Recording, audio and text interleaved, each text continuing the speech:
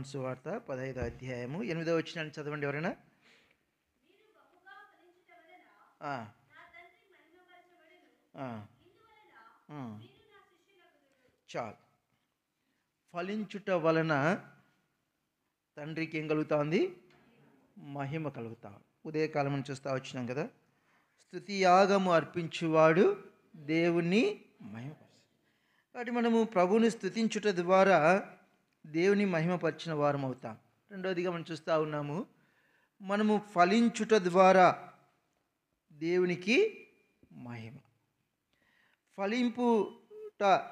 ఫలించుట దేవునికి మహిమ తీసుకురా. అంత మాత్రమే కాదు, ఇందువలన మీరు నాకు శిష్యులవు. కాబట్టి ఫలించుట ద్వారా దేవునికి మహిమ కలుగుతూ ఉంది. అంత మాత్రమే కాదు, ఇందువలన మీరు నాకు శిష్యులు. కాబట్టి ఫలించుట దేవునికి మహిమ తెచ్చేదిగా ఉంది. మనం ఉదయకాలం చూస్తూ వచ్చినట్లయితే చూడండి, ఒక మాట రాయబడుతుంది. లూకాసు వార్త అనుకుంటాను, 13వ అధ్యాయము. లూకాసు వార్త 13వ అధ్యాయము 6వ వచనం చదవండి.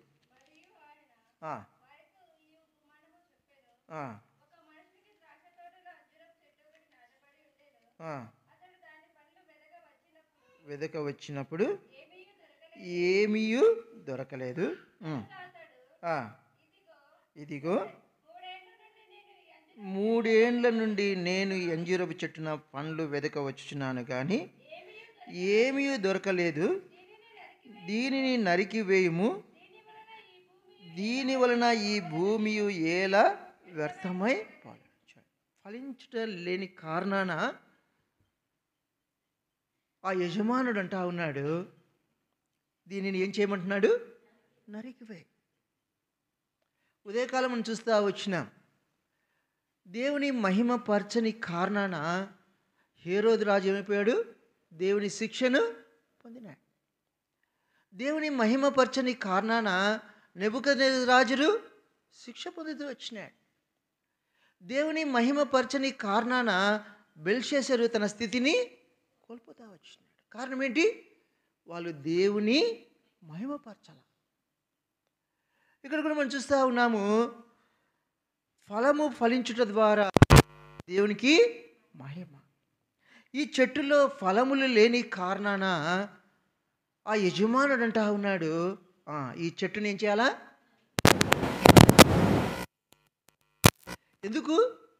ఎందుకంట ఈ భూమి ఎలా వ్యర్థమైపోవాలా? భూమి ఏం కాకూడదు? వ్యర్థం కాకూడదు.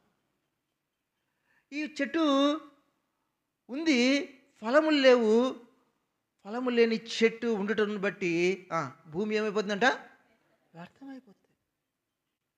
దేవుడు దేనిని వ్యర్థాన్ని కొరకు ఏది కూడా సృజించలేదు. కాబట్టి ఆ యజమానుడు అంటా ఉన్నాడు, ఈ చెట్టులో ఫలములు లేవు, నేను వెతుకుతా ఉన్నా. 2 సంవత్సరాలుగా వెతుకుతున్నానంట. 1 రోజు కాదు, 2 రోజులు కాదు, 3 రోజులు కాదు. ఎన్ని రోజులు? 3 సంవత్సరాలు. చూడండి, 1 సంవత్సరము పంట రాకపోతే ఆ యజమానుడికి ఎంతో బాధ. 2వ సంవత్సరము కూడా, అయ్యా ఈ సంవత్సరం పంట వేయి వస్తుంది అంటే పంట యజమానునికి, సరే ఆ పొలం యజమానునికి 3వ సంవత్సరము కూడా పంట అయ్యా, సరే అయ్యా నీ మాటను బట్టి వేస్తా ఉన్నాను అన్నాడు. ఆ సంవత్సరము కూడా పంట లేకపోతే, ఆ పంట లేకపోతే ఆ యజమానునికి ఎంతో నిరాశ, నిస్పృహ. ఆ పంట విషయమై లేకపోతే ఆ పొలము విషయమై యజమానికి ఎంతో నిరాశను కలిగిస్తుంది. కాబట్టి అంటా ఉన్నాడు, ఆ చెట్టును నరికివేయి. అయితే తోటమాలి ఏమంటా ఉన్నాడు? ఈ సంవత్సరమన్నా ఉండని, ఈ సంవత్సరము కూడా ఉండని. ఎందుకు? ఇంకా ఆ చెట్టుకి ఏం చేస్తే నేను ఎరవేస్తా, త్రవ్వ వేస్తా, ఇంకా ప్రయత్నం చేస్తా. నేను ప్రయాసపడాల్సినంతగా ఇంకా నేను ప్రయాసపడతా. అని తోటమాలి యజమానుని వేడుకుంటా ఉన్నాడు. చూడండి, యెషయా గ్రంథంలో కూడా మనం చూస్తూ వచ్చినట్లయితే అక్కడ యజమానుడు అంటా ఉన్నాడు. యెషయా గ్రంథము 5వ అధ్యాయం.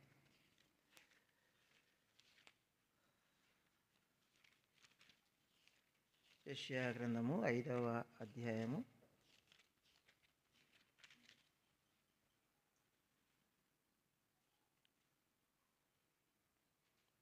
3వ వచనం చదవండి. యూదా వారలారా, నా ద్రాక్ష తోట విషయము నాకు న్యాయము తీర్చవలనని మిమ్మును వేడుకొనుచున్నాను. నేను నా ద్రాక్ష తోటకు చేసిన దానికంటే మరి ఏమి దానికి చేయగలను అంటా ఉన్నాడు. నేను ద్రాక్ష తోటకి ఏం చేసినానంట పైన మాట చూడండి, 2వ వచనం చదవండి.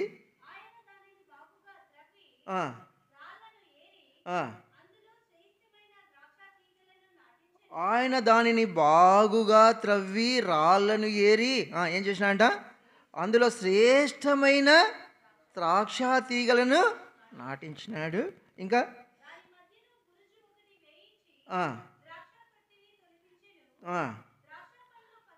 ద్రాక్ష పండ్లు ఫలింపవలనని ఎదురు. చూడండి, ద్రాక్ష తోట నాటించినాడు.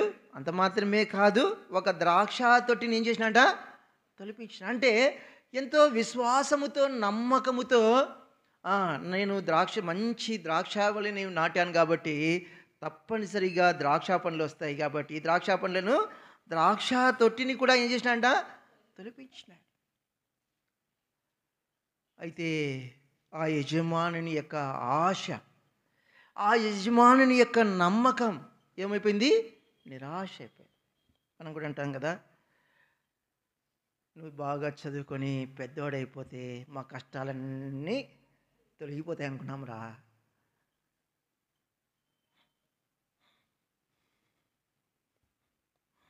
ఎంతో నీ మీద మేము ఆశ పెట్టుకున్నాం రా. నువ్వు పెద్దవాడు అయితే మేము మా బాధలు తొలగిపోతాయని ఎంతో నమ్మకం పెట్టుకున్నాం రా అన్నట్టుగా ద్రాక్ష తొట్టిని ఏం చేసినాట, తొలిపించుకున్నాడు. ద్రాక్ష చెట్టు వేయడం మాత్రమే కాదు, ద్రాక్ష తొట్టిని తొలిపించుకున్నాడు. ఎందుకు, ద్రాక్ష పండ్లు వస్తాయి. అయితే యజమానుడు అంటా ఉన్నాడు, నేను ఏమీ చేయగలను, నేను చేసిన దానికంటే నేను చేసినంత చేశాను. చూడండి, యెషయా గ్రంథము 1వ అధ్యాయం, యెషయా గ్రంథము 1వ అధ్యాయం 2వ వచనం చదవండి.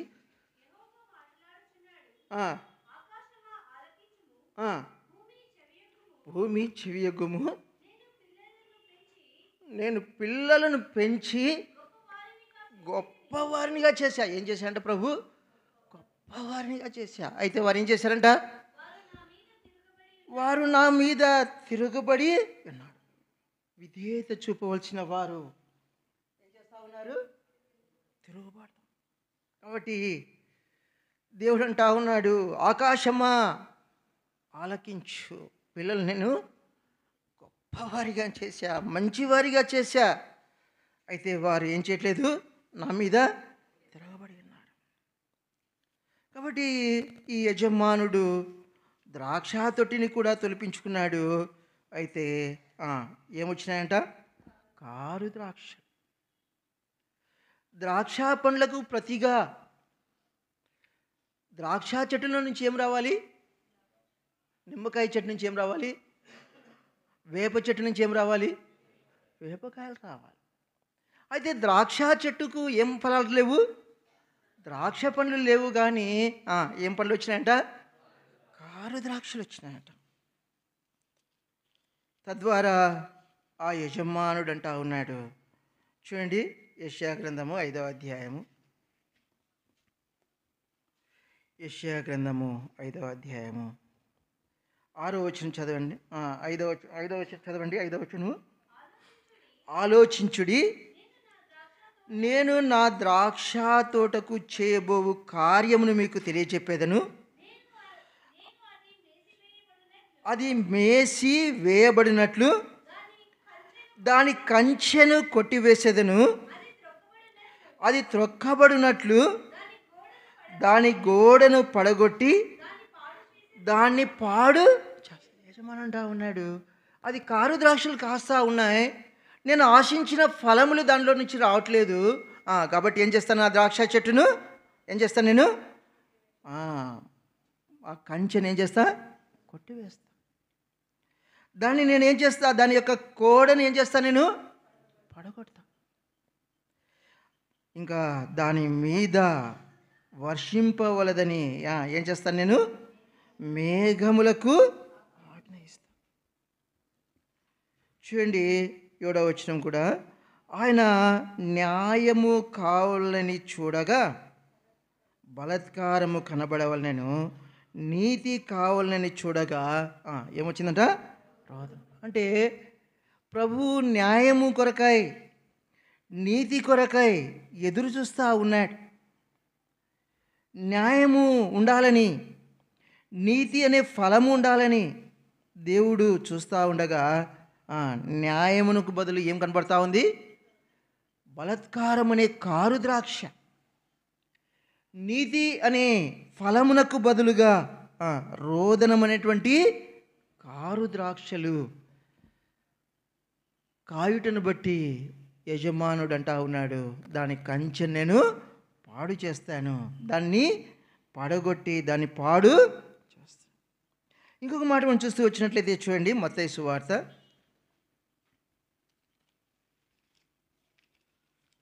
11వ అధ్యాయం. మార్కు సువార్త 11వ అధ్యాయము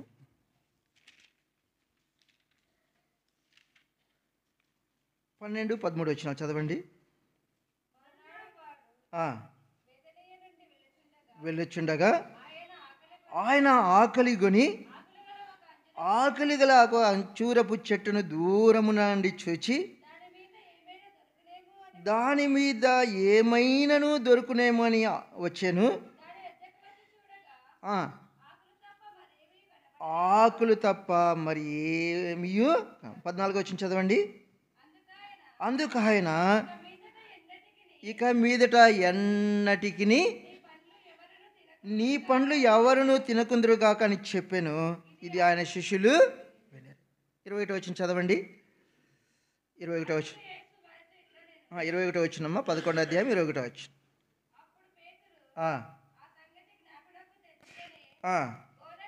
బోధకుడా, ఇదిగో నీవు శపించిన అంజూరపు చెట్టు ఏమైపోయిందంట? ఎండిపోయింది. ఎందుకు ఎండిపోయింది? ఎందుకు శపించబడింది? ఆ చెట్టు ప్రభు యొక్క ఆకలిని ఏం చేయలేదంట? తీర్చచ్చున్నామట రాయబడుతుంది. ఆయన ఆకలిని కొన్నాడు. ఆకలి కొని దూరము నుండి ఒక చెట్టును చూశాడు. ఆ చెట్టులో ఫలములు ఏమైనా ఉన్నాయా? ఆ చెట్టులో ఫలములు లేని కారణాన యేసు ప్రభు గారి యొక్క ఆకలి తీర్చబడలేదు. ఆ ఫలము దానిలో లేదు. అది యేసు ప్రభు యొక్క ఆకలిని తీర్చలేదు. ఆ యేసు ప్రభు యొక్క ఆకలి తీర్చలేని కారణాన ఆ చెట్టు ఏమైపోయింది? శపించబడి. ప్రభు అంటా ఉన్నాడు, మీరు ఫలించినట్లయితే దేవునికి ఏం కలుగుతుంది? మహిమ కలుగుతుంది. దేవునికి మహిమ తీసుకురానటువంటి ఆ చెట్టు ఏం చేయబడతా వచ్చింది? పాడు చేయబడతా వచ్చింది. ప్రభు అంటా వచ్చినాడు, దాని యొక్క ఆ చెట్టు యొక్క కంచె నేనేం చేస్తాను? తీసివేస్తా. దాని యొక్క గోడని నేను పడగొడతా. ఎందుకు? ఆ చెట్టు నేను ఆశించినట్లుగా, నేను కోరుకున్నట్లుగా ఆ చెట్టులో ఫలములు లేవు. కాబట్టి ప్రియ సహోదరా, ప్రియ సహోదరి, దేవుడు మనలను ఫలించాలని, మనము ఫలములు ఫలించాలని దేవుని యొక్క ఆశ. చూడండి, రాయబడుతుంది ఆదికాండము మొదటి అధ్యాయం. ఆదికాండము మొదటి అధ్యాయము 28వ వచనం. ఎట్లనగా మీరు ఫలించి అభివృద్ధి పొంది విస్తరించి భూమిని నిండించి దానిని లోబర్చుకున్నారు. దేవుని యొక్క ఆశ, దేవుని కోరిక ఏంటంటే మనము ఫలించాలా. అయితే యెషయా గ్రంథంలో మనం చూస్తూ ఉన్నాం, ద్రాక్ష పండ్లకు ఫలించలేదు కానీ ద్రాక్ష పండ్లకు బదులుగా ఏ ఫలాలు వచ్చినాయంట? కారు ద్రాక్షలు. అనగా తద్వారా యజమానునికి ఎంతో నిరాశ.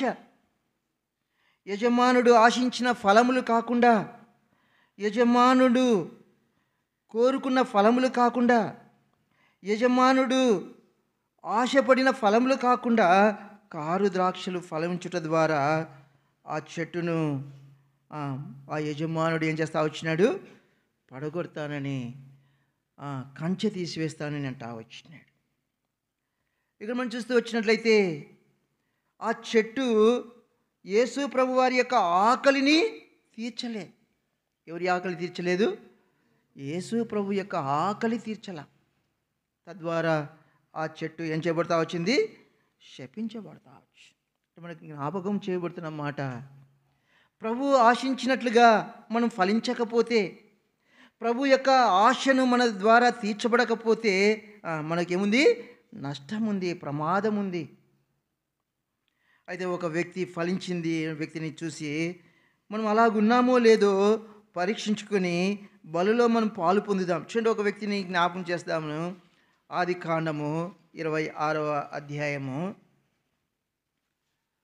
ఆదికాండము 26వ అధ్యాయము 12వ వచనం చదవండి. ఇస్సాకు ఆ దేశమందున్నవాడై విత్తనము వేసి ఆ సంవత్సరము 100 ఫలము పొందినాడు. ఈ వ్యక్తి 100 ఫలమును పొందినాడు. ఈ వ్యక్తి ఫలము పొందినవాడుగా ఉన్నాడు. ఇస్సాకు అనే మాటకు అర్థం ఏంటి? నవ్వు కలగజేసినటువంటి వ్యక్తి ఫలిస్తూ వచ్చినాడు. చూడండి, ఈ వ్యక్తి ఎలాంటి వాడిని గురించి కొన్ని గుణాలు చూసుకున్నట్లయితే హెబ్రీయులకు రాసిన పత్రిక 11వ అధ్యాయము.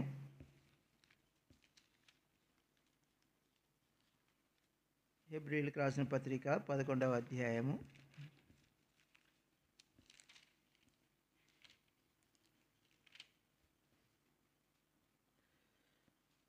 9వ వచనం చదవండి.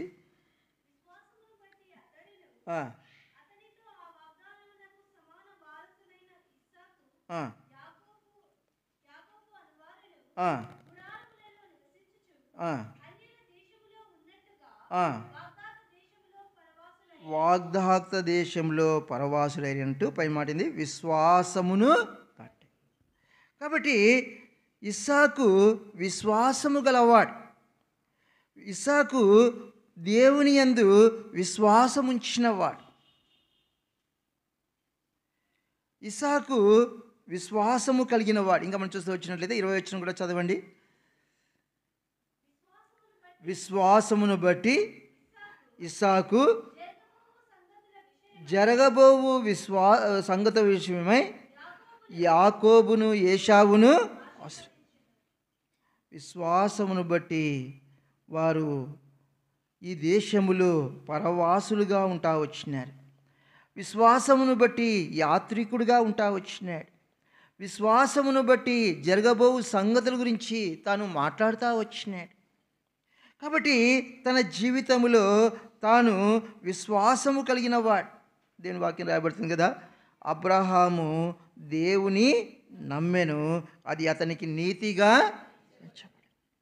కాబట్టి దేవుని యందు విశ్వాసం ఉంచుట ద్వారా ఆ వ్యక్తి ఏం చేయబడతా ఉన్నాడు? నీతిగా తెచ్చు. నీవు నేను మనము ప్రభువునందు విశ్వాసం ఉంచినట్లయితే మనము నీతిమంతులముగా తీర్చబడతాం.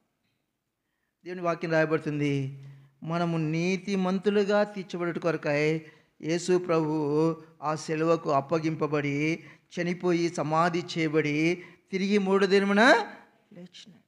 అనగా మనము నీతిమంతుడిగా తీర్చబడ్డానికి యేసు ప్రభువు ఆ సిలువలో మరణించవలసి వచ్చింది.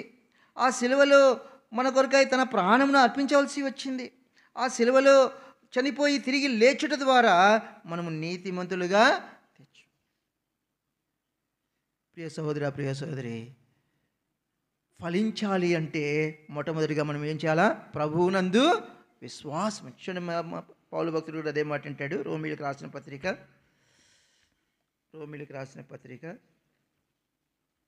7వ అధ్యాయము,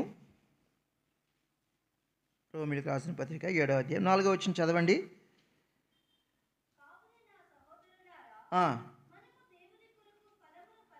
దేవుని కొరకు ఫలమును ఫలించినట్లు మృతులలో నుండి లేపబడిన క్రీస్తు అని వేరొకని చేరుటకై మీరును ఆయన శరీరము ద్వారా ధర్మశాస్త్రం విషయమై మృతులైతిరి. కాబట్టి దేవుని కొరకు ఫలించుటంటే యేసు ప్రభు ద్వారా మనం ఏం చేయబడ్డాము? మృతుల్లో నుండి లేపబడిన క్రీస్తు అని వేరొకని చేరట. కాబట్టి ప్రభువును మనం అంగీకరించినట్లయితే, ప్రభువు నందు మనం విశ్వాసం ఉంచినట్లయితే మనము ఫలించేవారిగా ఉంటాం. కాబట్టి ఇస్సాకు ఫలము పొందినాడు. ఫలం ఇచ్చినవాడు అంటే అర్థం ఏంటంటే తాను మొదటగా ప్రభువునందు ఏం చేశాడు? విశ్వాసం ఉంచినాడు. కాబట్టి నీవు నేను మనము ఫలించాలి అంటే ప్రభువునందు విశ్వాసం ఉంచాలి. రెండవదిగా మనం చూస్తూ వచ్చినట్లయితే చూడండి, ఆదికాండము 22వ అధ్యాయం. ఆదికాండము 22వ అధ్యాయము మనకు తెలిసిన విషయమే. ఆదికాండము 22వ అధ్యాయము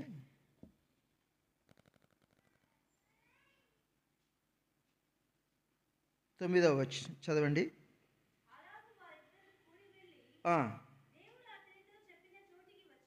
వచ్చినప్పుడు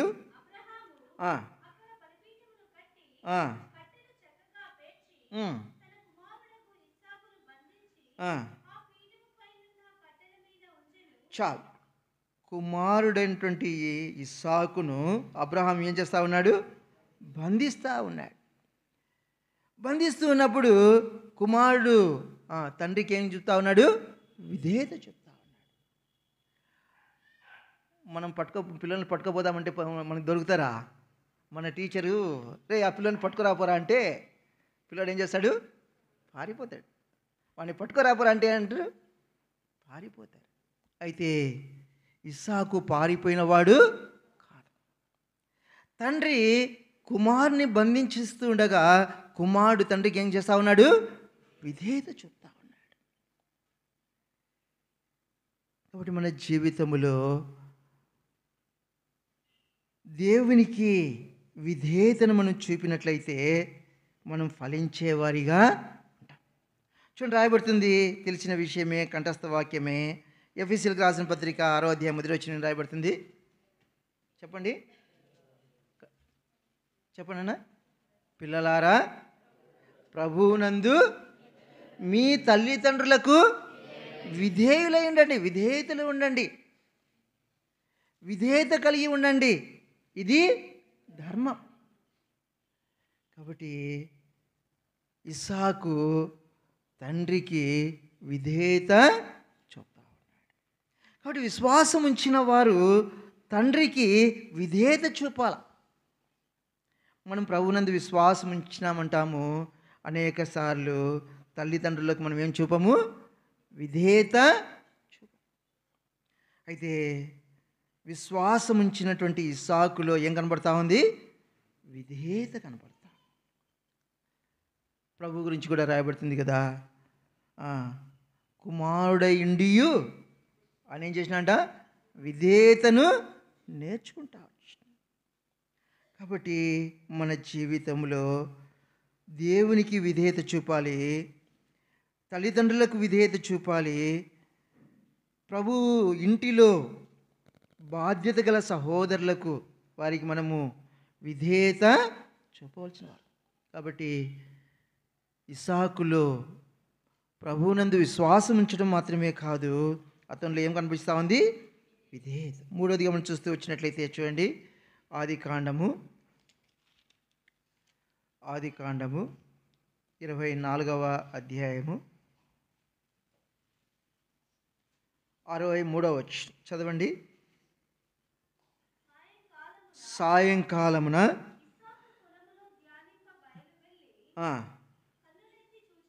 చాలు సాయంకాలమున ఇస్సాకు పొలములో ధ్యానింపడానికి వెళ్తాడు. తాను దేవుని వాక్యమును ధ్యానించేవాడిగా ఉన్నాడు. తెలిసిన విషయమే కదా, కంఠస్థ వాక్యమే. కీర్తన 1వ అధ్యాయం ఏం చెప్పుతుంది? దుష్టుల ఆలోచన చెప్పున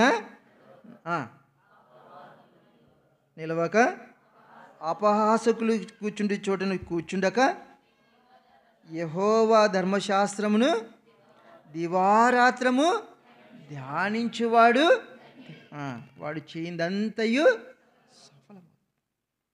ఎట్లాగుంటాడంట? నీటి కాలువల యోరను నాటబడినదై ఆకు వాడక తన కాలమందు ఫలమిచ్చే చెట్టు వలె. కాబట్టి ఇస్సాకు ఫలించేవాడిగా ఉన్నాడు అంటే అర్థం ఏంటంటే దేవుని వాక్యాన్ని ఏం చేస్తూ ఉన్నాడు? తాను ధ్యానిస్తూ ఉన్నాడు. దేవుని వాక్యమును దివారాత్రము ధ్యానించేవాడిగా ఉన్నాడు. కనుకనే కీర్తనకాడు అంటాడు కదా, దేవుని ధర్మశాస్త్రమును నాకు ప్రియమైనదిగా ఎంచుకొనిచున్నాను కనుక దివారాత్రము దేవుని వాక్యాన్ని నేను చేస్తూ ఉన్నాను, ధ్యానిస్తూ ఉన్నాను. ఎవరు దేవుని వాక్యాన్ని ధ్యానిస్తారు? ఎవరైతే దేవుని వాక్యాన్ని ఎట్లా ఎంచుకోవాలంట? ప్రియమైనదిగా ఎంచుకునేవారు దేవుని వాక్యాన్ని ధ్యానించారు. కాబట్టి ఇస్సాకు జీవితంలో విధేయత ఉంది. అంత మాత్రమే కాదు, దేవుని వాక్యం ఏం చేస్తూ ఉన్నాడంట? ధ్యానిస్తూ ఉన్నాడు. చూడండి, మొదటి తెస్సలోనికీయులకు రాసిన పత్రిక 2వ అధ్యాయము 13వ వచనం చదవండి.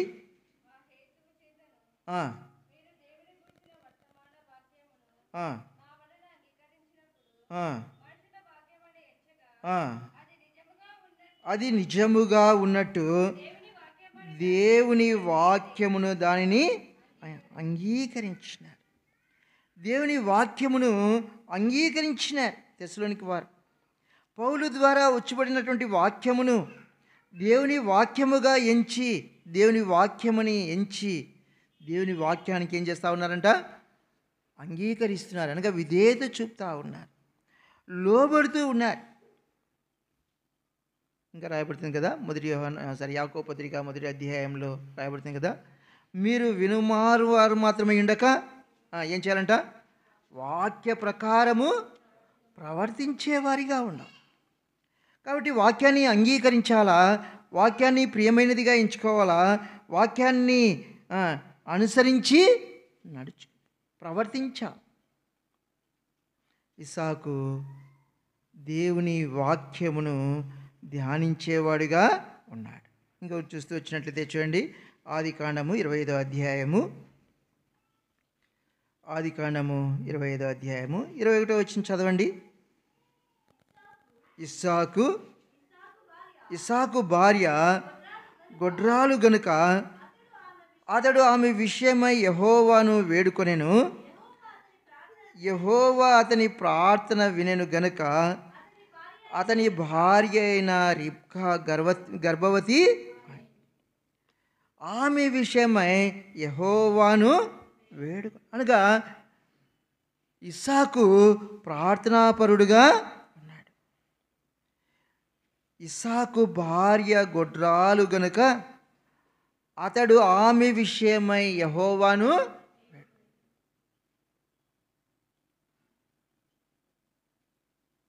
గొడ్రాలుగా ఉన్నటువంటి స్థితిని బట్టి తాను ఏం చేస్తూ ఉన్నాడు? దేవుని వేడుకుంటా ఉన్నాడు. దేవునికి ప్రార్థన చేస్తూ ఉన్నాడు. దేవుడు అతని ప్రార్థనను ఏం చేసినాడంట? వినెను గనుక అతని భార్య అయిన రిబ్కా గర్భవతి. కాబట్టి తనలో ఉన్నటువంటి లేకపోతే ఆ కుటుంబంలో ఉన్నటువంటి ఆ గొడ్రాలు స్థితిని బట్టి దేవుణ్ణి వేడుకుంటూ వచ్చినాడు. అనగా ప్రార్థనాపరుడిగా ఉంటా వచ్చినాడు. తను ప్రార్థిస్తూ ఉన్నాడు. తన ప్రార్థన దేవుడు విన్నాడు.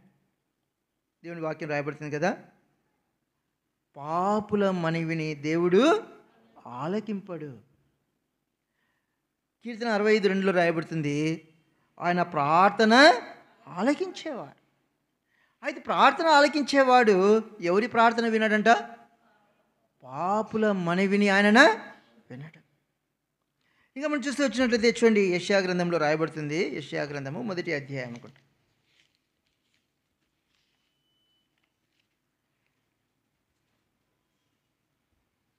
1వ అధ్యాయము 15వ వచనం. మిమ్మును చూడక నా కనులు కప్పుకొందును, మీరు బహుగా ప్రార్థన చేసినను నేను. ఎందుకు వినడంట? ఎందుకు వినడంట? వారి చేతులలో ఏముంది? రక్తం ఉందన్నమాట. వారి చేతులు అపవిత్రంగా ఉన్నాయి. వారి యొక్క అపవిత్రతను బట్టి వారు ఎంత ప్రార్థన చేసినా ఏం చేయడంట? నేను వారి మనవిని వినను. బహుగా ప్రార్థన చేసిన నేను వినను. ఎందుకు? వారి చేతులలో ఏముంది? అపవిత్రత. ఇక్కడ మనం చూస్తూ ఉన్నాము, ఇస్సాకు యొక్క ప్రార్థన దేవుడు విన్నాడు. అంటే తాను అపవిత్రుడుగా లేడు, తాను పవిత్రుడుగా ఉంటా ఉన్నాడు. మనకు తెలిసిన విషయమే, దానియేలు తాను అపవిత్రుడు కాకుండానట్లు తాను ఎంతో జాగ్రత్త పడ్డాడు. తాను అపవిత్రపరచబడుకున్నట్లు తాను ఎంతో మెలకువ కలిగి ఉంటా వచ్చినాడు.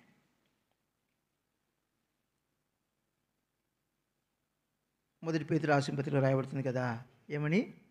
ఆయన పరిశుద్ధుడై ఉన్న ప్రకారము మీరును ఎట్లుండాలంట? సమస్త ప్రవర్తన యందు పరిశుద్ధులై. ఇస్సాకు ప్రార్థన దేవుడు వింటా ఉన్నాడు అంటే ఇస్సాకు పవిత్రతను కలిగి ఉంటా వచ్చినాడు. ఇస్సాకు పవిత్రతను కాపాడుకుంటూ వచ్చినాడు. ఇస్సాకు యొక్క ప్రార్థన ఆలకించబడిందంటే తాను దేవునికి ఇష్టడుగా ఉన్నాడు. చిన్న ఇంకొక మాట రాయబడుతుంది, మొదటి సమూయేలు గ్రంథము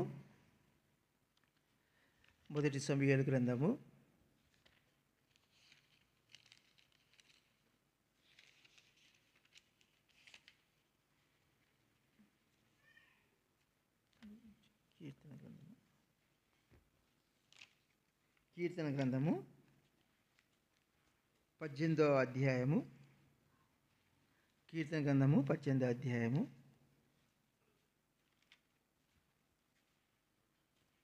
కీర్తన గ్రంథము 18వ అధ్యాయము 6వ వచనం చదవండి.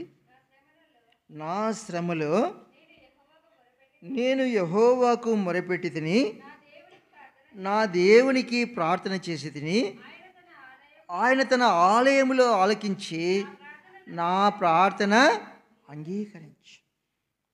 దావీదు కూడా అంటా వచ్చినాడు, దేవునికి నేను ప్రార్థన చేసి తిని ఆయన నా ప్రార్థన ఆలకించినాడు. కారణం ఏంటంటే పరిశుద్ధతను బట్టి, పవిత్రతను బట్టి, మన పరిశుద్ధతను బట్టి దేవుడు మన ప్రార్థన ఆలకిస్తాడు.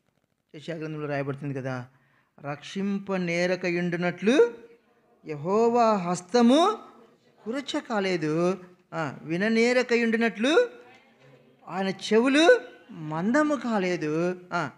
మీ దోషములు మీకును మీ దేవునికి ఏంట్లున్నాయి? అడ్డముగా ఉన్నాయి. ఏంటి అడ్డంగా ఉన్నాయంట? దోషములు.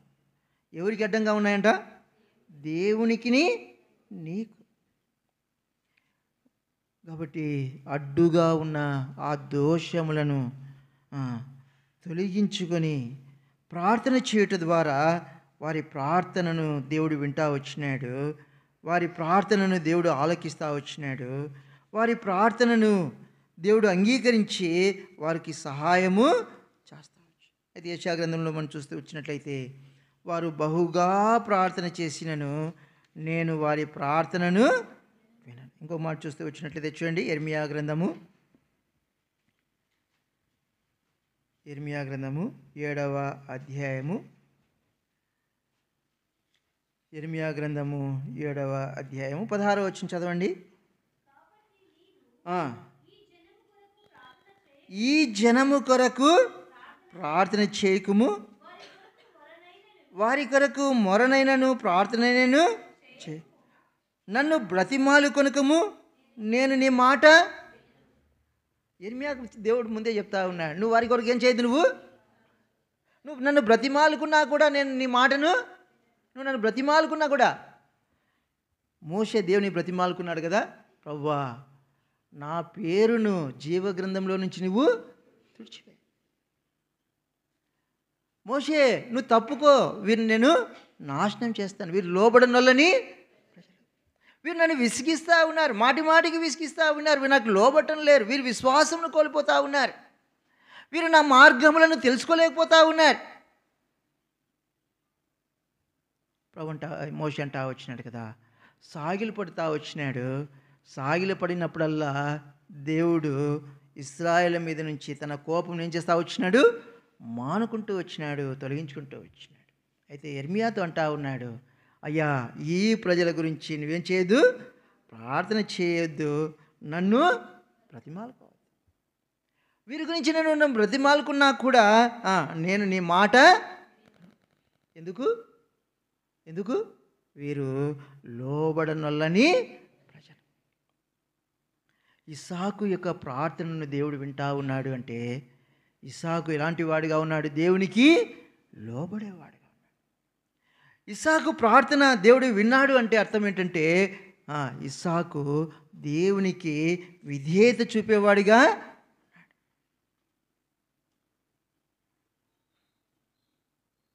ప్రభువే అంటా ఉన్నాడు, మీరు బహుగా ప్రార్థన చేసిన నేను మీ ప్రార్థనను వినను. ఎందుకు విన్నాడంట, వారి చేతులకు ఉన్నటువంటి అపవిత్రత, వారి హృదయంలో ఉన్నటువంటి అపవిత్రతను బట్టి, వారి యొక్క అవిధేయతను బట్టి, వారు లోబడని నొల్లని కారణాన దేవుడు వారి ప్రార్థనను వినలేదు. ప్రార్థన చేస్తానన్న ఇర్మియా గురించి కూడా ప్రభు అంటా ఉన్నాడు, ఇర్మియా నీ మాట నేను వినను, నీ మాట నేను వినను. ఎందుకంట వారి కొరకు నువ్వు బ్రతిమాలుకున్నా కూడా నేను నీ మాటను వినను. మోషే మాట విన్న దేవుడు, మోషే బ్రతిమాలుకుండగా, మోషే సాగిలపడిగా దేవుడు తన కోపమును మానుకున్న దేవుడు ఇర్మియాతో అంటా ఉన్నాడు, అయ్యా నీ మాటను నేను వినను. కారణం ఏంటి, ఇశ్రాయేలీయులు ఫలించలేకపోతా వచ్చినారు, ఇశ్రాయేలీయులు దేవుని ఆశను తీర్చలేకపోతా వచ్చినారు, ఇశ్రాయేలీయులు దేవునికి అవిధేయత చూపుతా వచ్చినారు. తన ప్రవక్తలను పంపుతూ వచ్చినాడు, వారు వారి మాటలను ఏం చేయలేదంట, వారు లోబడలేదంట. అంత మాత్రమే కాదు, ప్రకటించిన వారి యొక్క ప్రవక్తలను వారు ఏం చేస్తూ వచ్చినారంట, చంపుతూ వచ్చినారు. కాబట్టి ప్రియ సహోదరా, ఇస్సాకు ప్రార్థనను దేవుడు విన్నాడు. అంటే ఏమని అర్థము, తాను పవిత్రుడిగా ఉన్నాడు, తాను దేవునికి విధేయుడిగా ఉన్నాడు. ఇంకా మనం చూస్తూ వచ్చినట్లయితే చూడండి, ఆదికాండము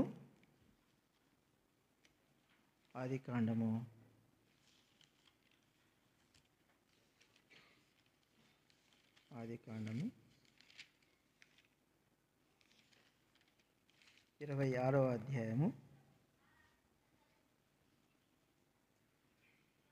ఆదికాండము 26వ అధ్యాయము 20 వచనం చదవండి. ఆ, జగడమాడి ఈ నీరు మాదే అని చెప్పిరి గనక వారు తనతో కలహించినందున అతడు ఆ బావికి ఏషెకు అని పేరు పెట్టెను. వారు మరి ఒక బావి త్రవ్వినప్పుడు దాని కొరకును జగడమాడిరి కనుక ఆ, అతడు అక్కడ నుండి వెళ్ళి మరి ఒక బావి ఇక మనం చూస్తూ వచ్చినట్లయితే తన తండ్రి అయిన అబ్రహాము తవ్వించిన బావులు పూడ్వబుచ్చబడిన స్థితిలో ఉన్నాయి. అవి పూడ్చివేయబడ్డాయి. వాటిని కుమారుడైనటువంటి ఇస్సాకు ఏం చేస్తూ ఉన్నాడు? త్రవ్వుతూ ఉన్నాడు. పూడ్చివేయబడిన స్థితిలో ఉన్నటువంటి ఆ బావులను తాను త్రవ్వుతూ రాగా ఏం చేస్తూ ఉన్నారంట? గెరారు కాపురులు ఏం చేస్తూ ఉన్నారంట? జగడమాడుతూ ఉన్నారంట. తండ్రి త్రవ్వించిన బావులను తాను తవ్వుతూ ఉంటే గెరారు కాపురులు ఏం చేస్తూ ఉన్నారు? ఇస్సాకుతో జగడమాడుతూ ఉన్నారు. అయితే తాను జగడమాడని వ్యక్తిగా, కలహించని వ్యక్తిగా తాను ఉంటా ఉన్నాడు. తాను చేసిన పనికి జగడమాడుతూ ఉన్నప్పటికీ తాను ఏం చేయలేదంట? వారితో కలహించలేదు, వారితో జగడము ఆడలేదు. యేసేపు అంటాడు కదా, మీరు మార్గమందు కలహించుకొనకుడి. ఏం చేయకూడదంట? కలహించుకో. అబ్రహాము లోతు అంటాడు కదా, మనము బంధువులము గనక మన మధ్య ఏముండకూడదు? కలహం ఉండకూడదు. అయితే చూడండి, ఒక వ్యక్తి మనం చూస్తూ వచ్చినట్లయితే ఇర్మియా గ్రంథము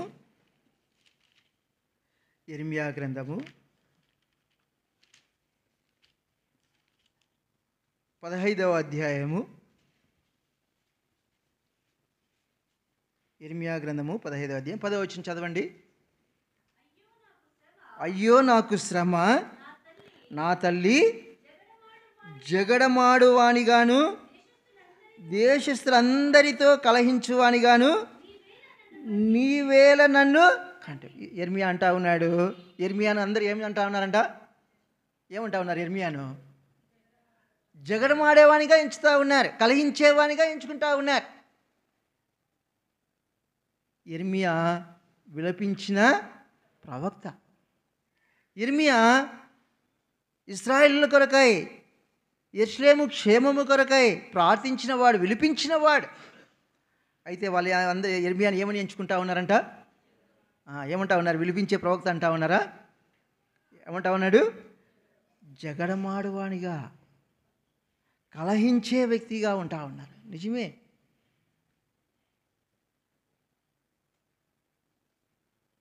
ఏలియా దినాల్లో 400 మంది ప్రవక్తలు ఏం చేస్తూ ఉన్నారు?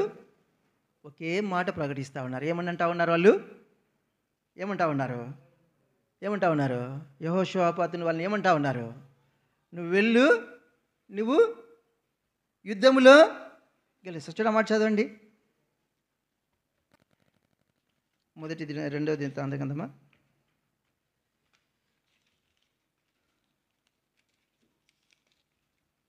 రెండవ దినవృత్తాంత గ్రంథము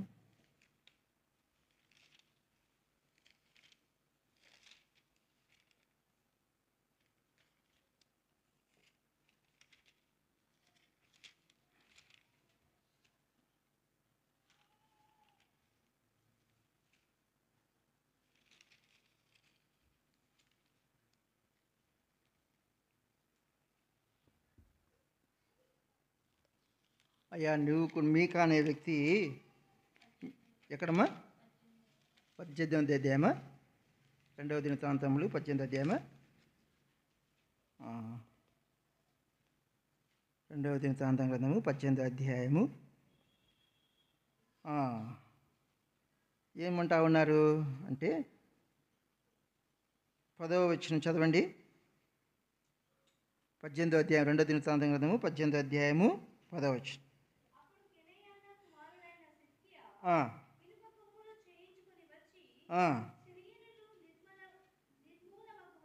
ఆ, ఆ, ఆ. ప్రవక్తలందరూ కూడా ఏం చేస్తా ఉన్నారంట?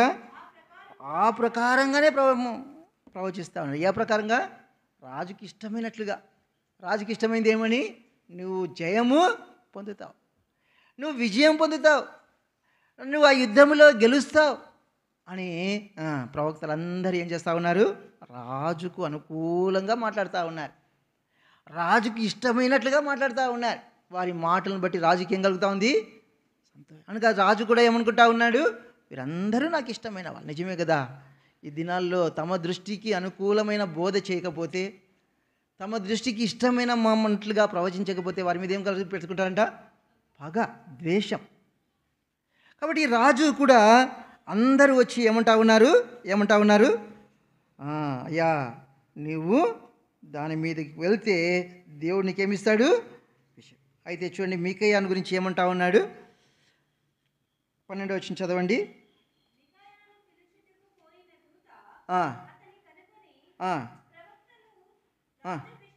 రాజు విషయమై ఏకముఖముగా మేలునే పలుకుచున్నారు. దయచేసి నీ మాటను వారి మాటలకు అనుకూలపరిచి మేలునే. కాబట్టి అందరూ రాజుకు అనుకూలంగానే మాట్లాడుతూ ఉన్నారయ్యా. నువ్వు మాత్రం ఏం చేయొద్దు, నువ్వు కూడా మాతో కలిసిపో, నువ్వు కూడా మాతో కూడా ఏకీభవించు, నీవు కూడా రాజుకు అనుకూలంగా మాట్లాడు అంటే మీకాయ అంటా వచ్చినాడు, యెహోవా జీవము తోడు నా తోడు సెలవిచ్చింది ఏదో దాన్నే నేను ప్రకటిస్తాను. కాబట్టి యెర్మీయా దినాల్లో కూడా అనేక మంది అబద్ధ ప్రవక్తలు వచ్చి దేవునికి ప్రజలకు అనుకూలమైన బోధ చేస్తూ ఉన్నారు. అయితే యెర్మీయా దేవుని చెప్పినట్లుగా ప్రవచిస్తూ ఉంటే, యెర్మీయా చెప్పినట్లుగా దేవుడు చెప్పినట్లుగా యెర్మీయా మాట్లాడుతూ ఉంటే యెర్మీయాను వాళ్ళు ఏమి ఎంచుతూ ఉన్నారంట? ఎట్లా ఎంచుతూ ఉన్నారంట? కలహించేవాడిగా, జగడమానివానిగా ఎంచుతూ ఉన్నారు. నిజమే, కొన్ని సందర్భాల్లో ప్రజలు మనలను అపార్థము చేసుకుంటారు, సందేహం లేదు. యెర్మీయా తనంటా ఉన్నాడు, నా తల్లి నా అందరూ ఏం చేస్తూ ఉన్నారు? నన్ను ఏం చేస్తూ ఉన్నారంట? జగడమాడువానిగా కలహించు. ఇంకా మాట చూడండి, అతను అంటాడు, యెర్మీయా గ్రంథము 20వ అధ్యాయం, యెర్మీయా గ్రంథము 20వ అధ్యాయం 14వ వచనం చదవండి. నేను పుట్టిన దినము శపింపబడును గాక, నా తల్లి నన్ను కనిన దినము శుభదినమని అనబడకుండును గాక. ఎందుకమ్మా? అందరూ నన్ను కలిహించువానిగా చేస్తూ ఉన్నారు, అందరూ నన్ను జగడమానివానిగా ఎంచుకుంటా ఉన్నారు. నేను దేవుని మాటను ప్రకటించకూడదని, దేవుడు చెప్పినట్లుగా చేయకూడదని, మౌనంగా ఉండాలని అనుకుంటా ఉన్నాను. దేవుడు నన్ను ఏం చేస్తూ ఉన్నాడు? దేవుడు నన్ను మౌనిగా ఉండట్లేదు. చూడండి, 9వ వచనం చదవండి. 20వ అధ్యాయము 9వ వచనం.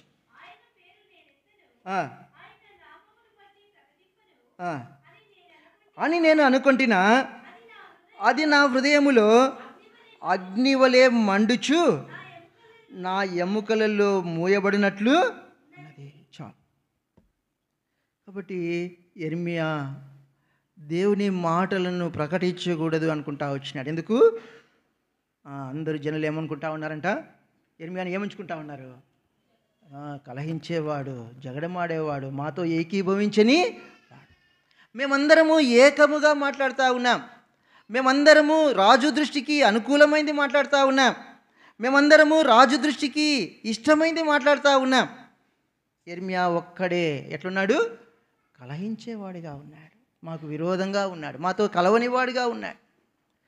దాన్ని బట్టి యెర్మీయా అంటా వచ్చినాడు, నా తల్లి నేను పుట్టిన దినము ఎట్లాంటి దినం అది? యోబు కూడా అదే మాట అంటాడు, అవునా కదా?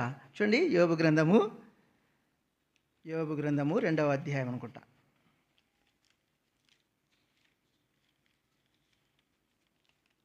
యోబు గ్రంథము 3వ అధ్యాయము 1వ వచనం చదవండి. మొదలుపెట్టి తాను పుట్టిన దినమును ఏం చేసినంట? శపించుకుంటున్నాడు అనమాట. ఎందుకు? దేవుడే యోబు గురించి సాక్ష్యం ఇస్తా వచ్చినాడు. భూమి మీద అతని వంటి వాడు ఒకడు కూడా లేడు. అంత పవిత్రుడు, అంత పరిశుద్ధంగా ఉన్నవాడు, అంత దేవుని యందు భయభక్తులు కలిగిన వాడు, దేవుని ద్వారా సాక్ష్యం పొందినవాడు. తను అనుకుంటా ఉన్నాడు తన పుట్టిన దినం గురించి తాను ఏం చేస్తున్నాడంట? శపించుకుంటున్నాడు. యెర్మీయా కూడా అంటా ఉన్నాడు తన పుట్టిన దినం గురించి ఏం చెప్పబడతా ఉన్నాడు? శపించుకున్నాడు. ఎందుకు? నేను కలహించిన వానిగా ఎంచుతా ఉన్నారే, నేను జగడమాడేవానిగా నన్ను ఎంచుతా ఉన్నారే, నేను దేవుని మాటలు ప్రకటించకూడదు అనుకున్నాను, దేవుని వాక్యమును తెలియపరచకూడదు అనుకున్నాను, మౌనంగా ఉండాలనుకున్నాను. అయితే ఆయన నన్ను గెలుస్తూ ఉన్నాడు. నేను ప్రకటించక ఉండలేకపోతా ఉన్నాను. నేను ప్రకటిస్తూ ఉంటే జనులంతా ఏమనుకుంటున్నారంట? జగడమాడువానిగాక. కాబట్టి ప్రియ సహోదరి, మన జీవితంలో మనము కలహించేవారిగా ఉండకూడదు. అయితే కొన్ని సందర్భాలలో మనము మాట్లాడే మాట ఇతరులకి ఎట్లా ఉంటుంది? అది కలహించే వాళ్ళయ్యా వీళ్ళు అన్నట్టు ఉంటుంది. వీళ్ళు కలహించేవారు అంటారు. నేను ఒకసారి కూడా నాకు ఒక వ్యక్తి అట్లే చెప్పినాడు, హెబ్రోన్లో వాళ్ళు ఎప్పుడు కొట్లాడుకుంటూ ఉంటారు అంటే, హెబ్రోన్ వాళ్ళు కొట్లాడుకోరయ్యా. ఒక ఉదాహరణ చెప్తాను. మరి నీ ఇల్లు ఉంది, నువ్వు రిజిస్ట్రేషన్ చేసుకున్నావు, వేరే వాళ్ళు వచ్చి ఆక్రమించుకున్నప్పుడు దేవుడే చూసుకుంటాడని మౌనంగా ఉండిపో, ఎందుకు పోతావు నువ్వు పోలీస్ స్టేషన్కి అన్నా. నీ స్థలం ఒక 20 అడుగుల స్థలం ఉంటుంది కదా, ఆ 20 అడుగుల స్థలాన్ని పోలీసు వాళ్ళు వేరే వాళ్ళు ఆక్రమించుకుంటే నువ్వు పోలీస్ స్టేషన్కి పోవద్దు, దేవుడే చూసుకుంటాడను, ప్రార్థన చేయి అంతే. దేవుని ఇల్లు అన్యజనుల చేత, దేవునికి ఇష్టము కాని వారి చేత ఆక్రమించుకున్నప్పుడు ప్రార్థన చేస్తారు, అధికారుల దగ్గరికి వెళ్తారు, అంత మాత్రం కలహించే వాళ్ళు కాదయ్యా అన్న. నాకు నా హెబ్రోన్ సహవాసం గురించి ఎవరైనా చెప్తే నాకు చాలా రోషం. నన్ను గురించి తిట్టినా పర్వాలేదులే, నన్ను తిట్టినా పర్వాలేదులే అనుకుంటా, కానీ వారితో వాద్యం ఆడను. కానీ నా హెబ్రోన్ సహవాసం గురించి ఎవరైనా ఏమనంటే నేను అది తట్టుకోలేనన్నమాట. కాబట్టి ఆ మాట చెప్పినప్పుడు మౌనంగా ఉండిపోయారు. కాబట్టి కొన్ని సందర్భాల్లో మనము దేవుని కొరకు నిలబడినప్పుడు, దేవుని వాక్యం ఉన్నట్లుగా ప్రకటించినప్పుడు, న్యాయమైంది మనం చెప్పినప్పుడు ఏమంటారు మనల్ని? వీడు కలహించేవాడు. ఎందుకు? అందరూ 400 మంది ఏమంటున్నారు? ఒకే మాట. ఆ 400 మంది ఒకే మాట, వీడిది ఒక్కరిది మాత్రమే ఒక మాట. కొన్ని సందర్భాల్లో మనం ప్రత్యేకంగా ఉన్నప్పుడు మనం కలహించేవారిగా, జగడమాడేవారిగా ఎంచుతారు, పర్వాలేదు. ప్రభువు యెర్మీయాకి ఎట్లున్నాడంట చూడండి, మాట చదువుకొని మనం బల్లో పాలు పొందాము. యెర్మీయా గ్రంథము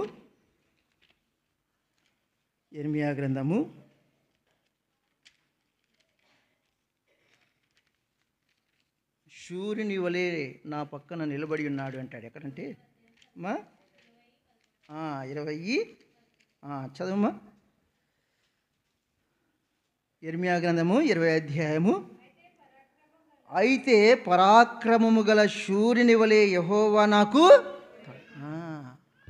జనులు తన్ను కలహించేవాడిగా, నిందించేవాడిగా, జగడమాడేవాడిగా ఎంచుతూ ఉన్నారు, అపార్థం చేసుకుంటా ఉన్నారు. అయితే దేవుడు యెర్మీయా పక్కన ఎట్లున్నాడంట? పరాక్రమము గల శూరుని వలె ఉన్నాడు. కాబట్టి ఇస్సాకు తన జీవితంలో కలహించేవాడిగా లేడు. కలహమునకు తాను దూరంగా ఉంటా ఉన్నాడు. సందేహం లేదు, కొన్ని సందర్భాలలో యెర్మీయాను అపార్థం చేసుకున్నట్లుగా మన విషయంలో కూడా అపార్థం చేసుకోవచ్చు. అయితే యెర్మీయా అంటా ఉన్నాడు, తను తాను శపించుకుంటా ఉన్నాడు, తన పుట్టిన దినం గురించి శపించుకుంటూ ఉన్నాడు. అయితే దేవుడు తన పక్షాన ఎట్లున్నాడు?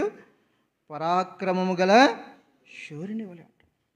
కాబట్టి మనము చేయనది దేవునికి ఇష్టమైనదిగా ఉన్నప్పుడు దేవుడు మనకు ఎట్లా ఉంటాడు? పరాక్రమము గల శూరుని వలె మనకు తోడుగా ఉంటాడు. ముగించుకుపోతా ఉన్నాను. ఇస్సాకు ఎట్లా ఉన్నాడు? దేవుని యందు విశ్వాసం. రెండోదిగా మనం చూస్తూ ఉన్నాము, ఇస్సాకు ఎలాంటి వాడిగా ఉన్నాడు? విధేయతుడుగా ఉన్నాడు. మూడోదిగా మనం చూస్తూ ఉన్నాము, ఇస్సాకు ఎలాంటి వాడిగా ఉన్నాడు? దేవుని వాక్యమును దాని. నాలుగోదిగా మనం చూస్తూ ఉన్నాం, ఇస్సాకు ఎలాంటి వాడిగా ఉన్నాడు? ప్రార్థనాపరుడుగా ఉన్నాడు. ఐదోదిగా మనం చూస్తూ ఉన్నాం, ఇస్సాకు ఎలాంటి వాడిగా ఉన్నాడు? జగడమాడని వాడుగా ఉన్నాడు. నిజమే, సందేహం లేదు. కొన్ని సందర్భాల్లో ప్రజలు మనల్ని అపార్థం చేసుకోవచ్చు. యెర్మియాను అపార్థం చేసుకున్నారు. యెర్మియా ఇశ్రాయేలు అందరి దృష్టికి కలహించేవాడిగా, జగడమాడేవాడిగా ఉన్నాడు. కారణం ఏంటంటే అందరిది ఒక మాట, తాంది మాత్రమే ఒక మాట. అది ఎవరి మాట? తన మాటనా? దేవుని మాట. దేవుని మాట కొరకై తను నిలబడతా వచ్చినాడు. దేవుడు న్యాయవంతుడు కనుక న్యాయమైంది ప్రకటిస్తూ ఉన్నాడు. అయితే ప్రజలు అపార్థం చేసుకున్న దేవుడు తనకు తోడుగా ఉన్నాడు. కాబట్టి చూడండి, ఆ మాట చదువుదామా? ఆదికాండము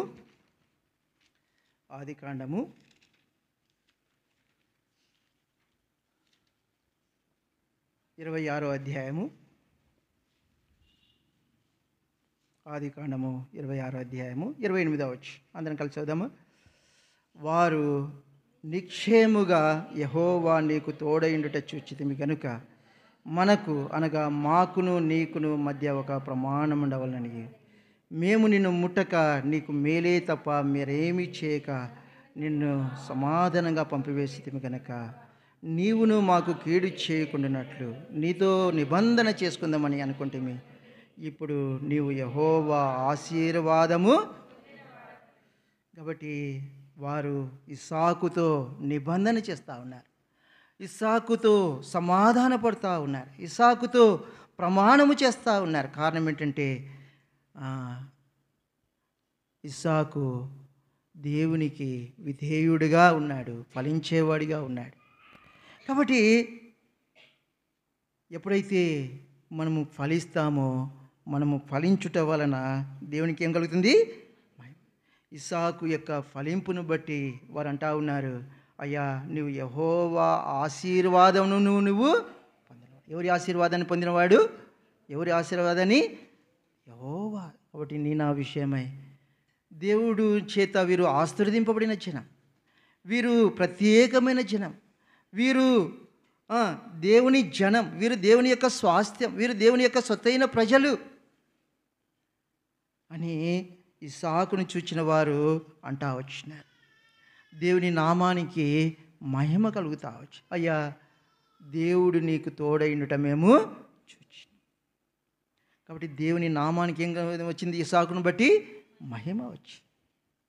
కాబట్టి మన జీవితం ద్వారా దేవునికి మహిమ వచ్చినప్పుడు ఇందువలన మీరు నాకు శిష్యులుగా. కాబట్టి దేవుని వాక్యపు వెలుగులో పరీక్షించుకొని బలిలో మనము పాల్గొన్నాం. దేవుడు మనకు అలాగూ సహాయం చేయాలి.